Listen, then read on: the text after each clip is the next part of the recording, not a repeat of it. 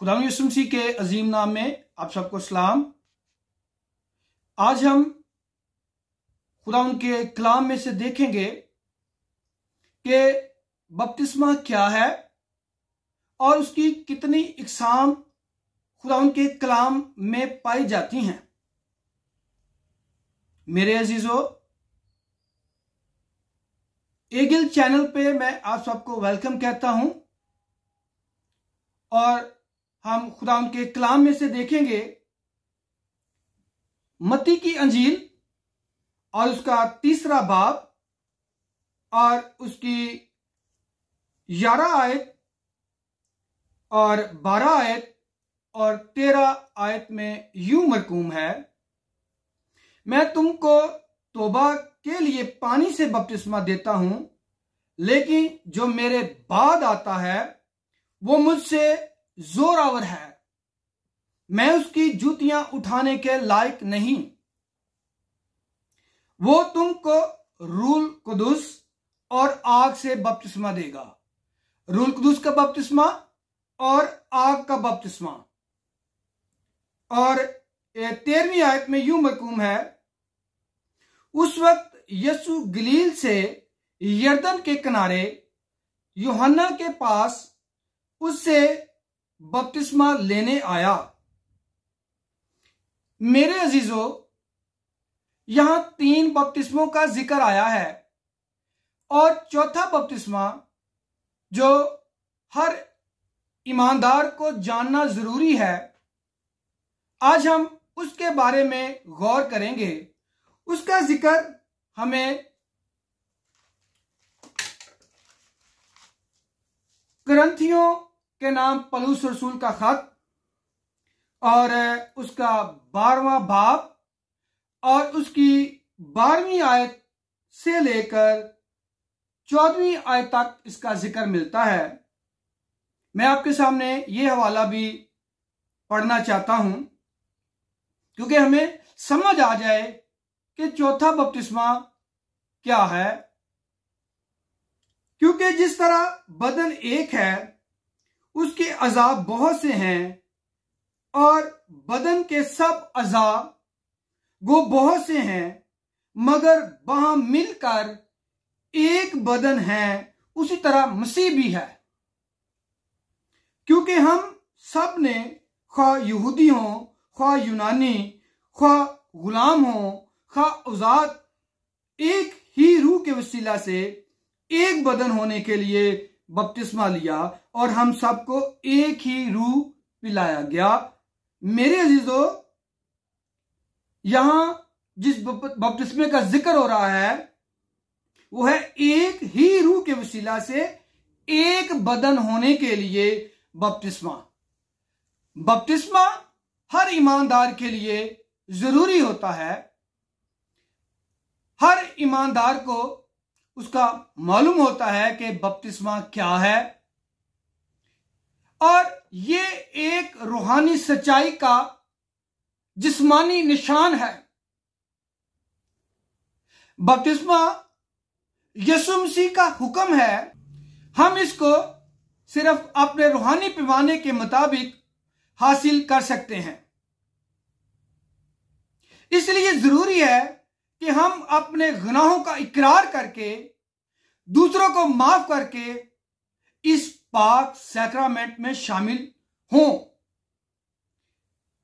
इसके लिए जो यूनानी का लफ्ज इस्तेमाल हुआ है वो है बैप्टिजो, जिसके लुगवी मायनी है डबोना या भगोना। जैसा कि कपड़ा रंगने वाला कपड़े को रंगता है और उसको पानी में डुबो देता है और फिर उसको निकाल लेता है, उसी तरह वो फर्द जो बपतिस्मा लेना चाहता है उसको पानी में डुबोकर जब हम उसको पानी से निकालते हैं तो वो नई जिंदगी में शामिल हो चुका होता है। मेरे अजीजों, जैसे कि मैंने आपको बताया कि बपतिस्मे 4 इकसाम के हैं और आज हम इसको तफसील से देखेंगे कि बपतिस्मा क्या है और इसकी कितनी इकसाम है। एक बदन होने के लिए बपतिस्मा, पौलुस रसूल बयान करता है कि एक बदन होने के लिए पाक रूह में बपतिस्मा लेना चाहिए। दूसरा, पानी का बपतिस्मा, क्योंकि ये मेरे और आपके खुदावंद यीशु मसीह ने पानी का बपतिस्मा लिया। नंबर 3, अजीजो, ये एक हुक्म है, यानी कि रूह कुदुस का बपतिस्मा। तुम जाओ और सब कौमों को रूह कुदुस का बपतिस्मा दो। और चौथा बपतिस्मा जिसका बाइबल में जिक्र आया है, हमें वो मत्ती की अंजील उसका 3 बाब और 11 और 12 आयत में मिलता है कि आग का बपतिस्मा। यहां हमें मालूम होता है कि यीशु मसीह ही है जो हमें आग से बपतिस्मा दे सकता है। नंबर 1, उस पर हम गौर से नजर डालें, यानी एक बदन होने के लिए बपतिस्मा। ये वो बपतिस्मा है जिसको सारे ईमानदार जरूर जानते हैं। अगर कोई इसको नहीं जानता तो वो ईमानदार ही नहीं है। ये बपतिस्मा ईमानदारों की विरासत है। ये विरासत यीशु मसीह ने मसलूब होकर हमें दिलाई है। हमें जरूरी है कि आसमानी जिंदगी के लिए इस बपतिस्मे का होना जरूरी है। और यह बपतिस्मा तब मिलता है जब हम नए सिरे से पैदा होते हैं और वो मसीह में कायम हो जाता है, जो इस बपतिस्मे का तजर्बा हासिल कर लेता है। रोमियो का खत, उसमें यूं मरकूम है, मगर जिसमें मसीह का रूह नहीं वो उसका नहीं।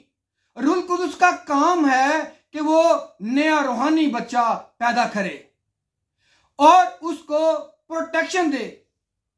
ये रस्मो रिवाज नहीं है, बल्कि ये मसीह में कायम होने का सबब है।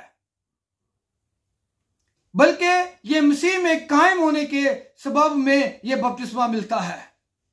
और ये बपतिस्मा तब मसाइल का सामना इसको हो जाता है जब जिंदगी अपने तौर पर हम गुजारना शुरू कर देते हैं और हम मसीह के रास्तों को छोड़कर शैतानी रास्तों पर चले जाते हैं। तब ये बपतिस्मा हमसे जाता रहता है। दूसरा बपतिस्मा, पानी का बपतिस्मा, ये ईमानदार के लिए रूहानी सच्चाई का जिस्मानी निशान है। इस बपतिस्मे के बारे में कहा जाता है कि किसी फर्द ने हकीकत में मसीह के मरने और मुर्दों में जी उठने में हिस्सा ले लिया है। ये जहरी निशान है कि जिस तरह मसीह मुर्दों में दफन हुआ और तीसरे दिन मुर्दों में से जी उठा, उसी तरह ईमानदार भी पानी में डुबोया जाता है और फिर बाहर निकाला जाता है कि उसकी पुरानी जिंदगी जो गुनाह आलूदा थी वो जाती रही और वो नई जिंदगी का आगाज करके नई जिंदगी में शामिल हो जाता है। गलतियों के नाम खत और उसका 2 बाब उसकी 20वीं आयत में यूं मरकूम है कि अब जिंदा नहीं बल्कि मसीह उसमें जिंदा है।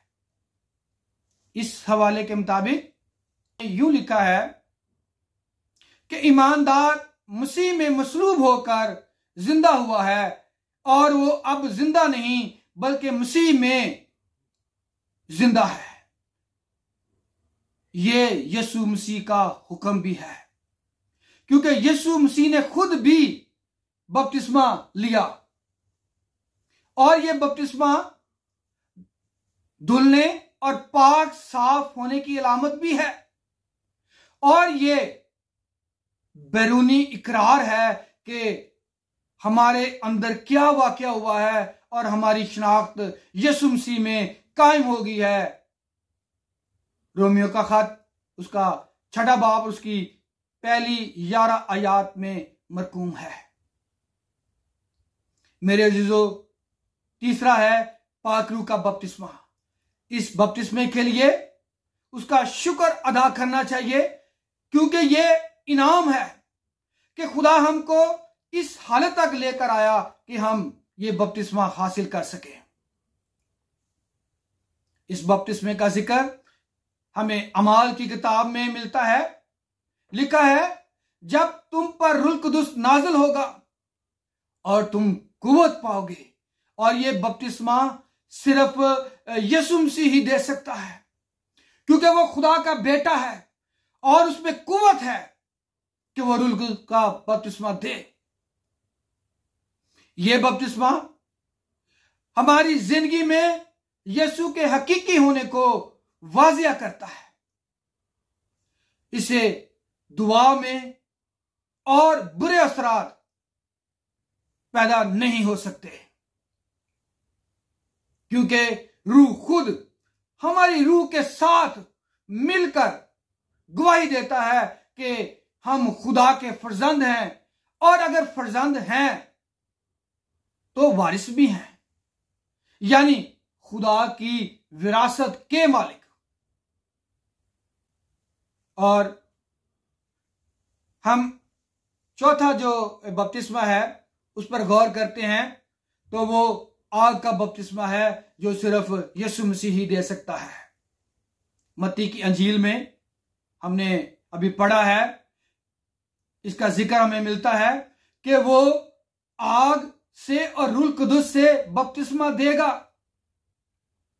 मत्ती की अंजील उसका 3 बाब और उसकी 11वीं आयत में लिखा हुआ है कि भूसी का हमें वहां जिक्र मिलता है कि वो ऐसी चीज है जो किसी काम की नहीं, ये शायद गेहूं की बढ़ोतरी के लिए जरूरी है, मगर एक वक्त ऐसा भी आता है कि इस भूसी का कोई काम नहीं होता।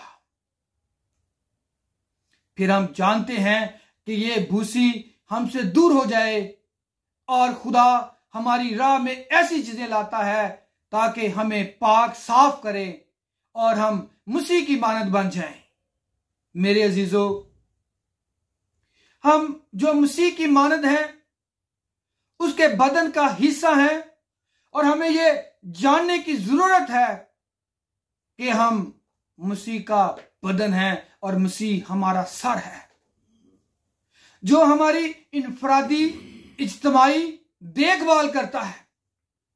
हमें चाहिए कि हम उसमें कायम रहें और अपने बदनों से गंदगी को दूर करें, गुनाहों को दूर करें और उसको अपनी जिंदगियों में आने का मौका दें। खुदावंद आज के कलाम के वसीला से आप सबको और मुझे बरकत दे। आमीन।